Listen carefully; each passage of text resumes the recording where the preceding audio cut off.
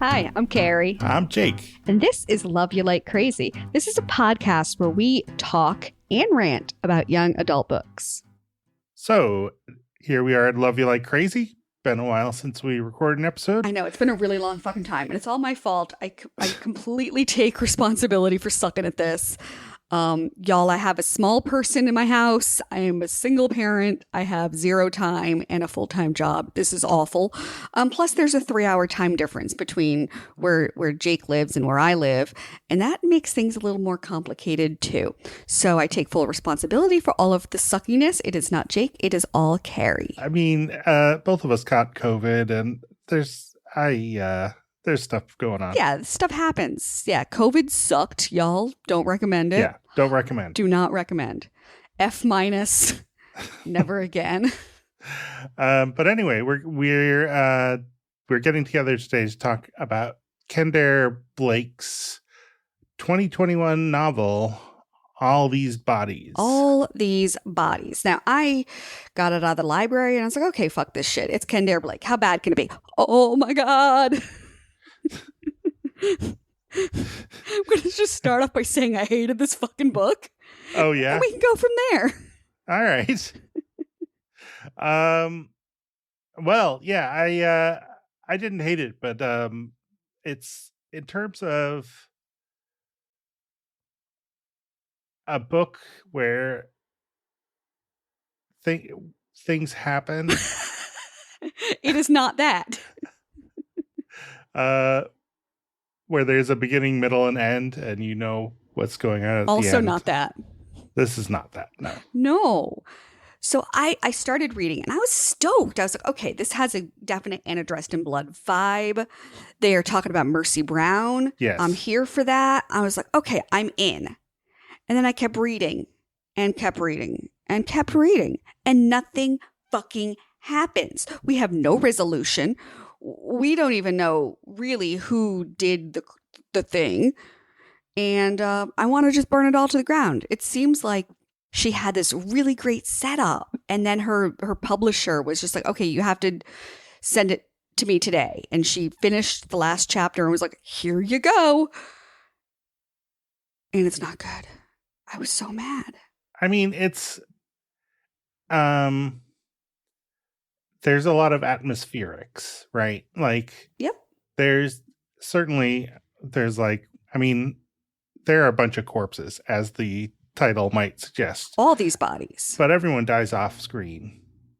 And it's more about kind of the aftermaths and how people react to the situation. Yeah, so it's like a true crime podcast gone awry. Yes, that's true. And it's also kind of it had sort of an urban legend feel of it, you know, and then they got back to the house and there was a hook on the door handle. Mm-hmm. It's like we turn around and there are all these scritches in the headstone. But like, why?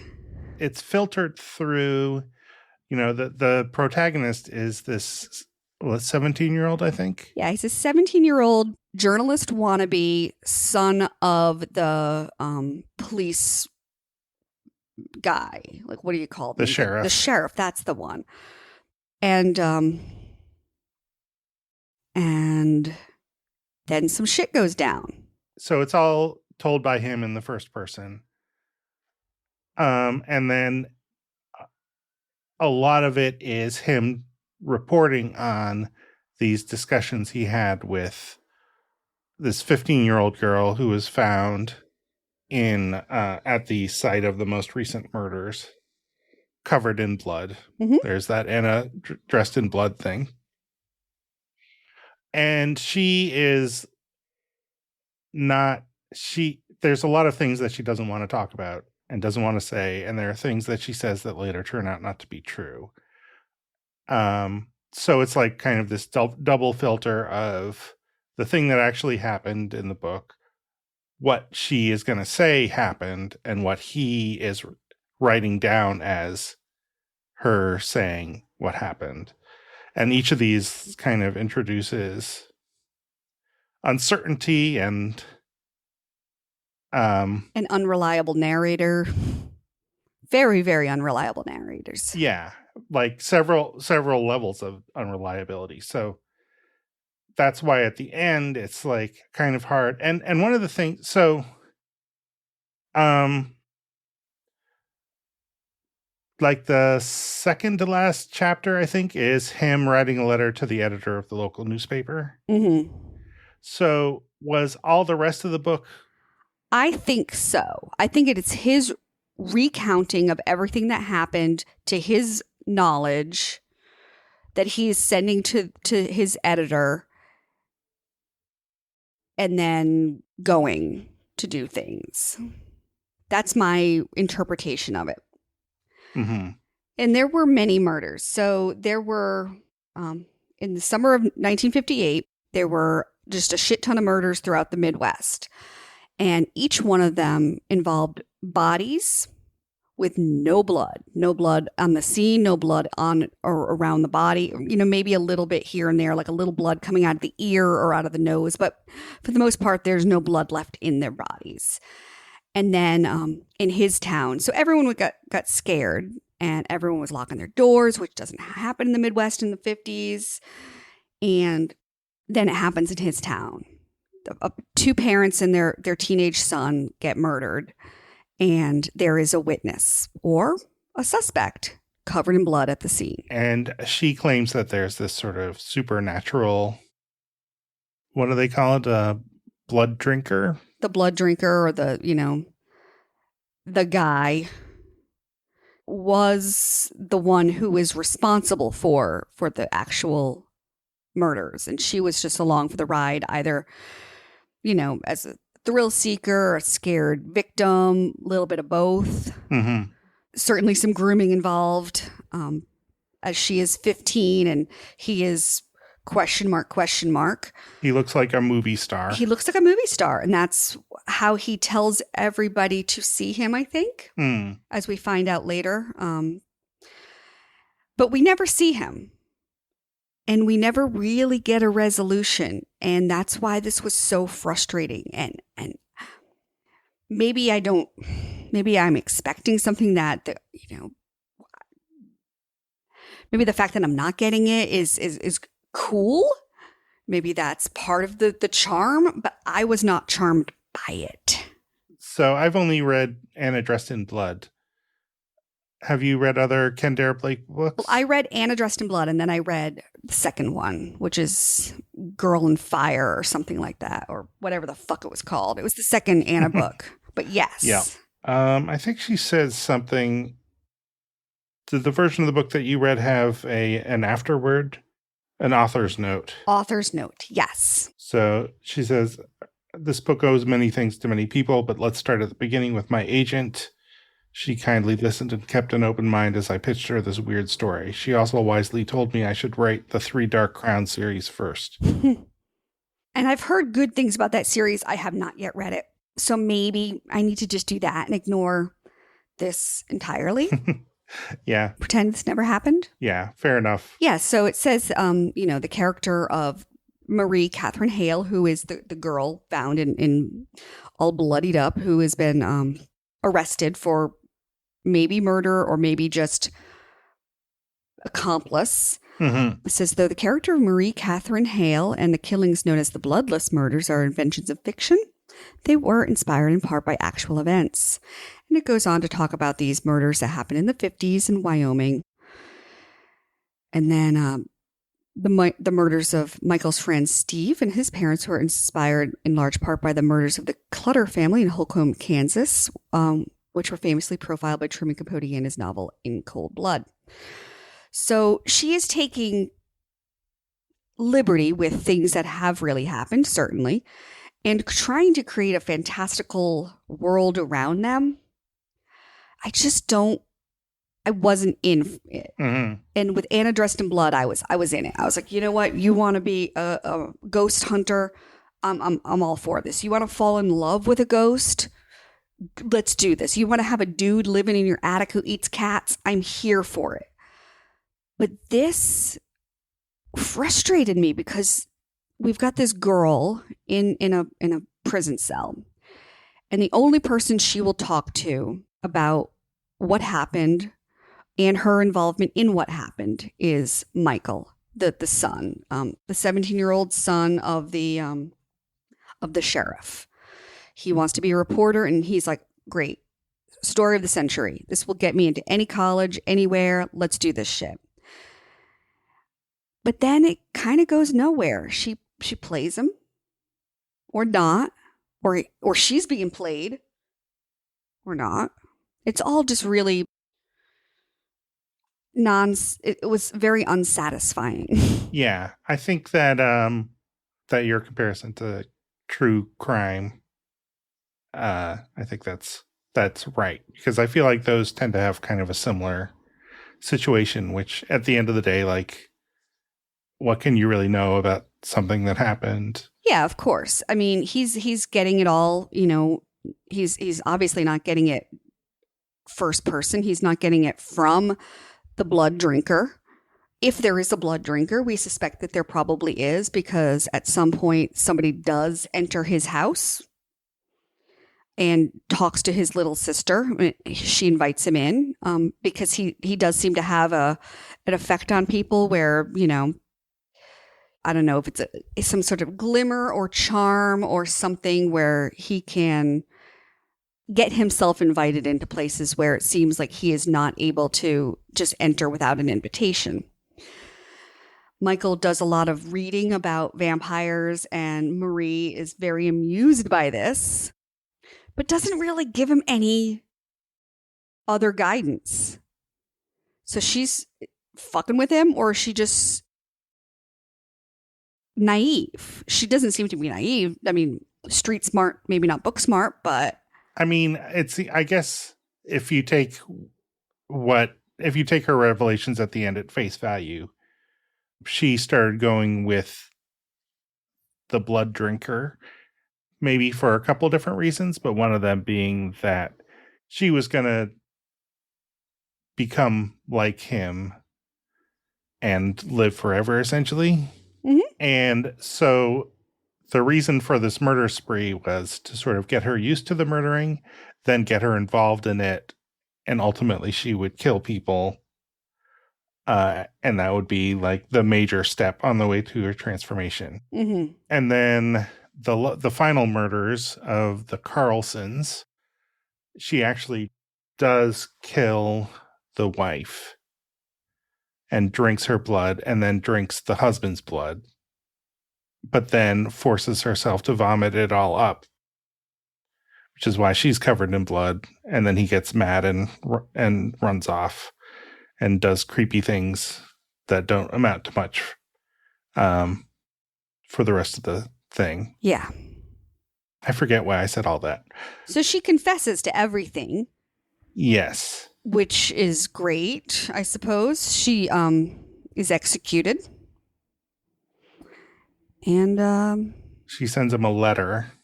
Then she sends him a letter asking him to basically give her the Mercy Brown treatment.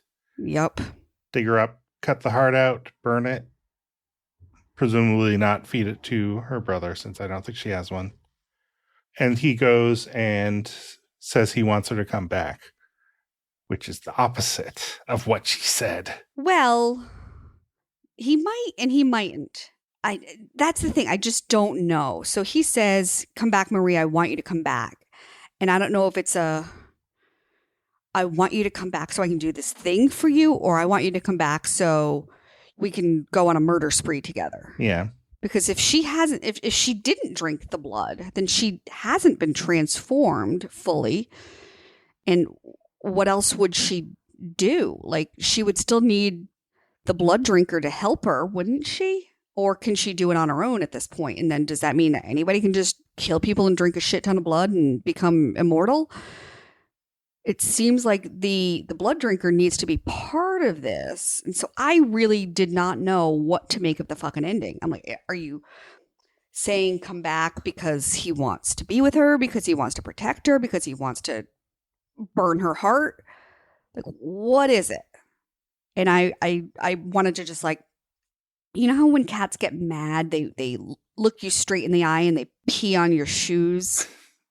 Uh-huh. I wanted to look Kendare Blake right in the fucking eyes and pee on her favorite fucking shoes. Yeah, well. Sorry, Kendare. So I feel like the book kind of, a lot is sort of made of the fact that, you know, we're hearing his perceptions of what's going on and his perceptions of her, and secondarily through other characters from what they say to him. So, like, from very early on, he says, well, like at one point he says that no one would believe that she could kill anyone. It says she was too small, too young, too pretty, and she was a girl. Only her accomplice could make it make sense. So maybe there wasn't an accomplice. Maybe she's making all that shit up. Yeah, although then she confesses at the end anyway. She confesses anyway and is executed. Yeah. She sort of figures that it's going to happen anyway. And maybe she doesn't want to kill anymore. So she's like, okay, Michael, do the thing and burn my heart. I don't know. But other weird, creepy shit does happen. Like there's something etched in the tree. He hears the voices. It's like, ask her how much she drank. Other shit. So obviously there's something going on. And, you know, the little sister had a guy come in the house that looked like a movie star. And that's how he got in the house in the first place, because he was invited in. And now you've got a, hey, open invitation. Great. And also the nosy next door neighbor for the murdered family did not see him go in the house, just saw the son and Marie go in the house. Right. Although she also says he took them in, and then Michael's like, them? Who are they? Mm-hmm. And then she sort of changed her story. Yeah. No, I mean, I think there's a lot of red herrings that I hoped would pan out in some way, shape, or form. And I was really disappointed that none of them did. Right. Like these inverted crosses keep showing up everywhere, but we never really know why. And what the blood drinker's game is after Marie is caught is never really clear. Like he's just kind of hanging around town being spooky. Yeah, exactly. And why? Like, is it just to get Marie out? If he wanted to get Marie out, I'm sure he could. I'm sure he could just, because Nancy is, she's the one who works at the police station. She's like the secretary or something. And he could just charm her and get her to open the door, and there they go. But he doesn't. Yeah, she's ready to let her go by the end anyway. Yeah, because even without any. Well, because Michael says like, I'm gonna go, and we're gonna get out of here, and that's when Marie says, you know what, I'm ready to confess. Don't ruin this. Don't ruin your fucking life on my account. But he goes and ruins his life on her account anyway. So good on you, Michael. Or maybe he doesn't. Maybe he has an everlasting life and they live happily ever after with the blood drinker, or not. I don't know. I don't know what his plan is for after the graveyard. Yeah. Maybe he goes back to town. I mean, I guess his best friend Percy is probably. Well, Percy's got to go home too. Yeah, probably. But I mean, is it that he's done? He's going to be a vampire too, and he and Marie / Mercy Brown are going to be, living the vampire life forever. Wait a minute. Or is he just going to? What? Did you read Interview with the Vampire? Well, yeah, but I mean, a bajillion years ago when I was like 12. Yes. Yes. Likewise. But do you remember how that book is structured? Yes. It's an interview with a fucking vampire. Yep.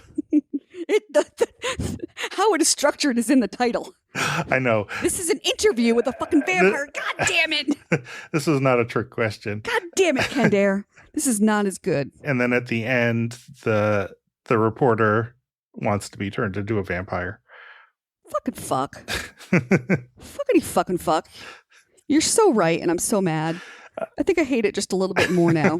Well, I know. Who asked me? So there's no thanks to Anne Rice in the afterwards. No, there isn't. And there probably should be, because it's basically, an interview with a vampire. Wow. What the fuck, man? I hadn't even thought about that. I didn't think of it until just now. Yeah, but here we are. Here we are. So yeah, he's interviewing a killer / vampire, trying to get the whole story from her. The prosecutor is like, get me the fucking story, because she will not talk to anybody but Michael. She won't talk to defense. She won't talk to anybody. She certainly won't talk to the prosecutor. Yeah. Who is a bit of a fucking dick. He's like such a sleazy jerk. Yeah, he's a sleazy fucking jerk, and he just wants a W any way he can get it, and he is a complete and total tool to Michael. They do go off on this wild goose chase because Marie does say, okay, I'll give you some info. I'm going to tell you where my mom and my stepfather are buried. Those were the first two people that she and the blood drinker murdered. And she gave them these instructions, and then they called from the town and got further instructions. And they got there, and they finally found this old dilapidated house. They find the bodies, and it's not the stepfather. Now, all this time, the prosecutor is like, the stepfather's going to be the fucking killer. The stepfather's going to be the fucking killer. And then the stepfather's not there. So he's like, haha, vindication. But also red herring ? Or complete truth that it was the stepfather after all, who was grooming his stepdaughter to be another vampire. Dunno. I mean, it doesn't make any sense for her to lie about, like, to send them to this place and then to have the people buried there not be who she said it would be. Like, he takes that to mean that she was lying and it is the stepfather, but she would know that they would get there and it wouldn't be her, the stepfather wouldn't be there. So, like, why would she do that? The adults in this story are not real on the ball. I mean, I guess this guy just wants to win an election. Yeah, he just wants to win this any way he can so he can get elected, because once he gets this cool murder under, this murder prosecution under his belt, he's going to look real fucking good. Except he's a fucking asshole idiot. And then they get there, and the place, the place looks like shit, except for like one area, which is still swept and clean and pretty. And again, another thing that just doesn't pan out. It's like, is the blood drinker living there? Did the stepfather become a vampire and he lives there? Like, who fucking knows? The fact that we don't really ever get a good sense of what the blood drinker is or what its powers are means that it can basically do anything that's required for plot reasons, which is fucking shitty. It's not the most satisfying. It is not the most satisfying. And I didn't. So I really liked Anna Dressed in Blood a lot. I thought it was a fun book. I thought it was a little quirky, a little weird, different, but I went with it because, it's like, bitch can turn a phrase. I'm here for this. And she could set the scene. And I was here for that too. And she can still set the scene. I'm not saying she cannot. She can write a good setting like nobody's fucking business. But something has to happen in that setting. Otherwise, I am just reading like a manual. And just felt like, yes, this is an interview with a vampire, but it's a long, drawn-out interview where she is not really willing to talk. And nothing happens. Anyway, I'm blathering, and I'm sorry about that. Well, that's kind of what the podcast is. Thanks. I mean, us blathering. I know. I was so excited because I was like, oh, look at me. I'm actually reading a book. Yeah. Book.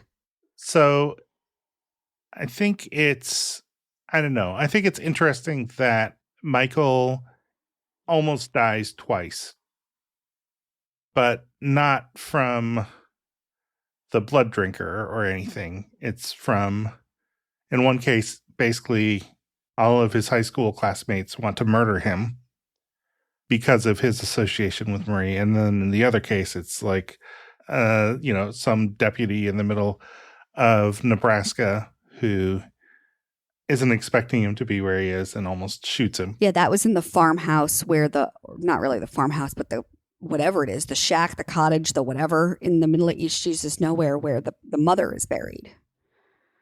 And so, like, some spooky shit is happening there because I think where is it? Okay, nearest wall, blah, blah, blah. Get the cameras, blah, blah, blah. Not much blood, blah, blah, blah. We know that. Another body, it's not the stepfather.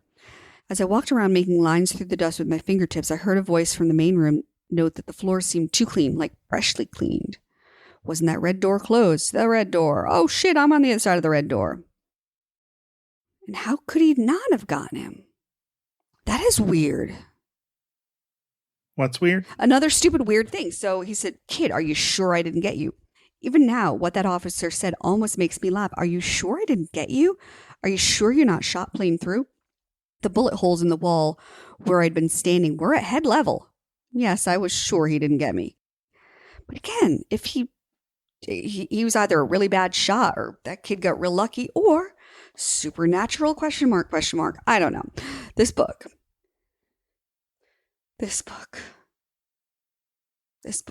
I wanted to love it. And I was here for it. I was so here for it. And then it went nowhere. None. No places.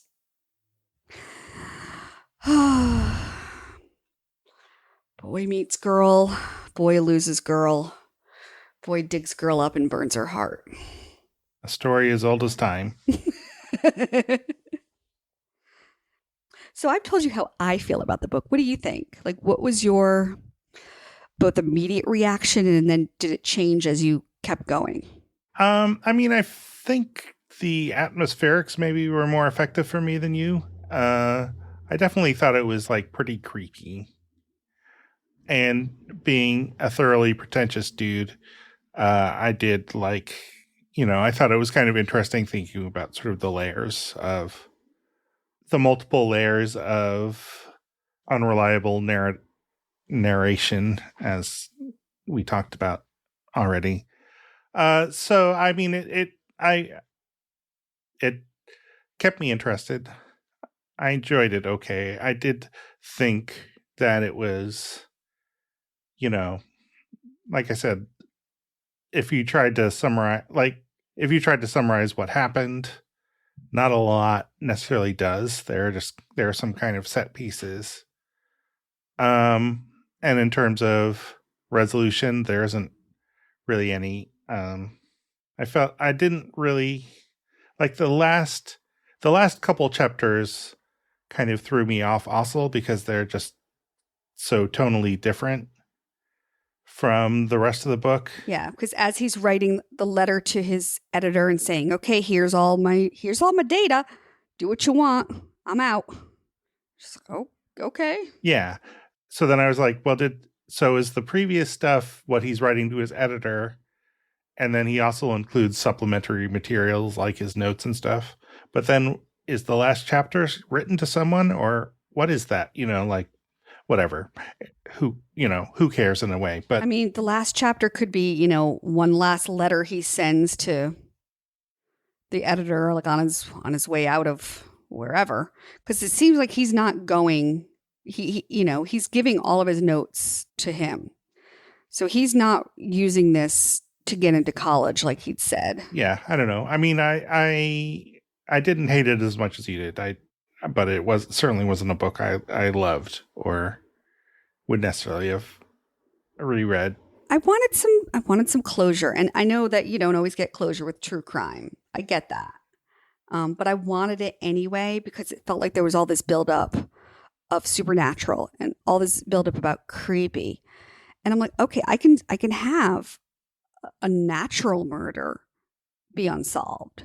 But I am not okay with this unnatural, this supernatural murder being unsolved. Like, that's just, it's so unsatisfying. I feel like I haven't listened to a ton of true crime podcasts, but the ones that I've listened to, there tends to be like the final conclusion is just like, who can even know what's true, like, yeah. And I kind of feel like I get that at this point. I don't really need that to be the conclusion of more things, more media that I consume. is like, oh, truth is unknowable. Yeah, okay. But then if the truth is unknowable, I get that. The fact that he took his friend with him was weird. Like, I get that his friend has to drive. Well, he was gonna steal a patrol car like That's true. a chapter and a half earlier, so who knows.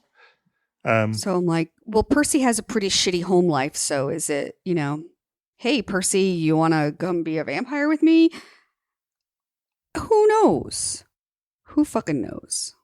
Also, they can read atlases and maps, and I was very impressed with that, because I fucking can't. The 50s, man. The 50s, man. I was not alive then. True. Just on a completely random note, so the reporter for the local paper's last name is McBride. Mm-hmm. Matt McBride, editor of the Black Deer Falls Star. So I wondered if that was like some sort of little tip of the hat to Lish McBride. Hold me closer, necromancer. Oh, maybe. I bet it is, because I think they're friends, right? She thanks her in the afterward. Yeah, then it's got it. If I were going to name a character Haller, yes, there's only one real Haller, so like it would be you. So yeah, I would assume so. I kept waiting and waiting and waiting for it to be the editor. I really wanted it to be him that was like, because he's given him all this information, like, oh, I'm learning this, I'm learning this, I'm learning this, because they talk. Even within the notes saying like, I went to him and I talked to him about this, and we communicated about this, and I kept waiting for it to be like, ha, you were giving all this information to the murderer, because there was, it was sort of like he had been a fairly good reporter who ended up in this small town for like no real reason. He and his wife they didn't have any kids. They kind of kept to themselves. I kept waiting for it to be him, but it wasn't. Yeah. And I don't know if that would have been like a good thing or a bad thing if it had been, but I kind of just like, that's where my brain kept going. I was like, oh, it's gonna be that guy. Of course it is, but it's nobody. Yeah. And I think that, after complaining about it having so many unanswered questions at the end, but actually now I'll complain about sort of the opposite, which is like, there was a period of the book where I was like trying to figure out, well, wait, is it one of these characters that we know? Who could it possibly be? Someone nails a snake to the Jensen household's door. And I was like, well, it's Bert's snake. So who would, but. Well, because the snake was in the car. Yeah. So somebody put the snake in the car. They gave it to Bert.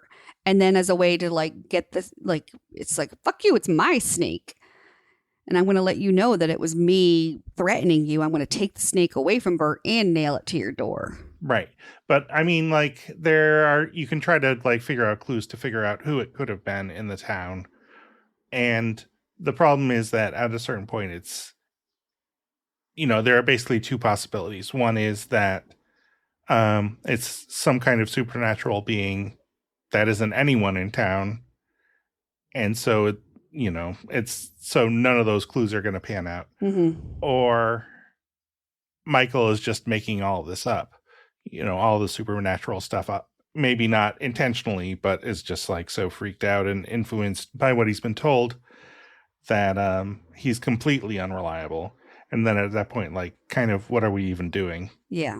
But if he's completely unreliable, then there were witnesses to some of these things. So yes, he's the one telling the story, but I guess I have to presume that he's not bullshitting us in his recounting, but I guess he could be. Yeah. So anyway, so that also, because that would be another way to do it, of where you're like, it seems supernatural, but could it really be, like if there were more uncertainty, maybe that would even be more effective in a way in making the whole thing creepier. But that's not what happened here. No, it's not.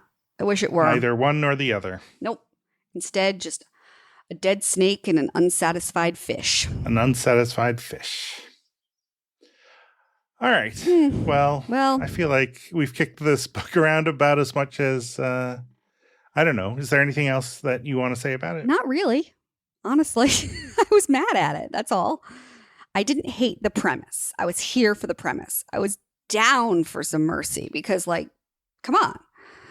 But where it started and where it ended, it was two completely different books, and it was really disappointing. Okay. So I'm not sure when or what we're going to record about next, but hopefully we'll do it again before too long.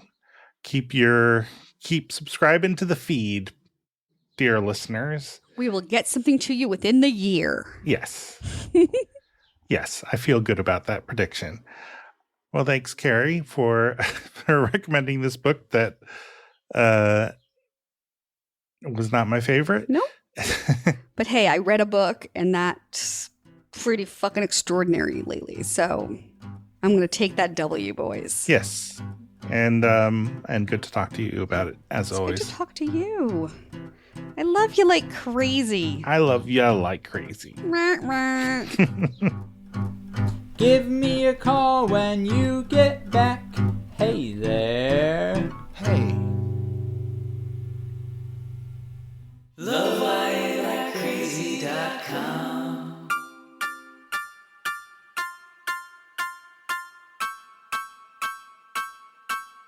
This is a Global Tel Link prepaid call from Robin Hunter, an inmate at a Tennessee veterinary facility. From Betwixt and Between and Love You Like Crazy, it's Beard Nipple.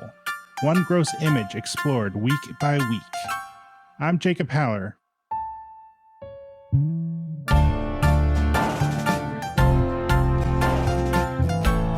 For the past month, I've spent every waking moment thinking about beard nipples. Everybody's heard of them, and everyone has an opinion on them. Take Betwixt and Between, a couple of Tennessee-based podcasters. Here's Betwixt. We might have like a kitten nursing bottle, and maybe we could just use some like latex glue and glue it to your face. And here's Between. Can we not talk about beard nipples? So, what do I think about this? That's what I'm trying to figure out.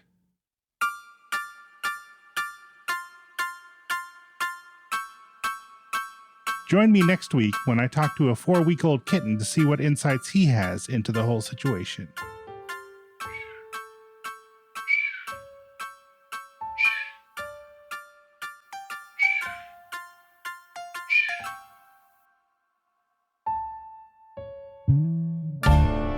Beard Nipple is produced, recorded, and edited by Jacob Haller and is based on an idea by Betwixt.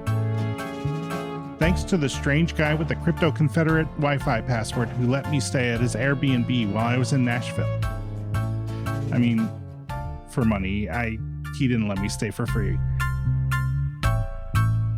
Beard Nipple is a production of Betwixt and Between and Love You Like Crazy.